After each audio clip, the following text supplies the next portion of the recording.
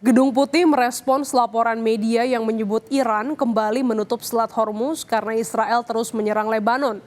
Juru bicara Gedung Putih, Caroline Leavitt, menyatakan penutupan Selat Hormuz tidak bisa diterima. Caroline menegaskan kembali tuntutan Presiden Trump agar Selat Hormuz dibuka segera. Tuntutan tersebut merupakan bagian dari poin perjanjian gencatan senjata yang telah disepakati. Saat ini terjadi peningkatan lalu lintas kapal di Selat Hormuz dan menurut Caroline apa yang dilakukan Iran berbeda dengan apa yang telah disampaikan sebelumnya.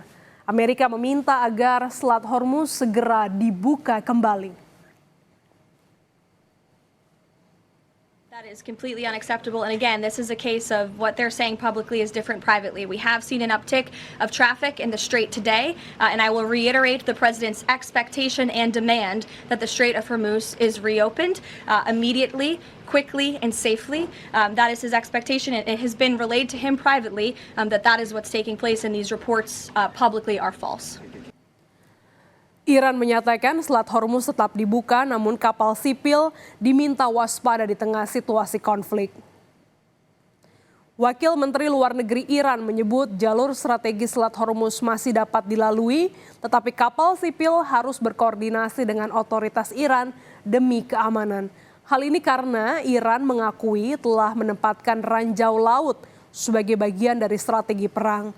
Langkah ini disebut sebagai respons atas serangan Israel terhadap Hizbullah di Lebanon.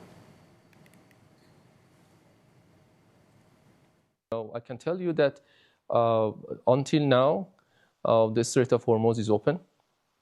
Of course, there are technical restrictions because of the war zone and because of many arrangements that Iran did during the war, during this aggression against Iran.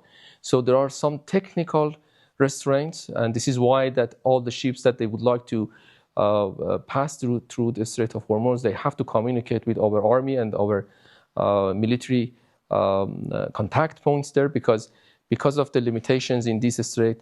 And this strait is a very narrow strait. It is in our territorial water plus Omani territorial water. It is inside our water.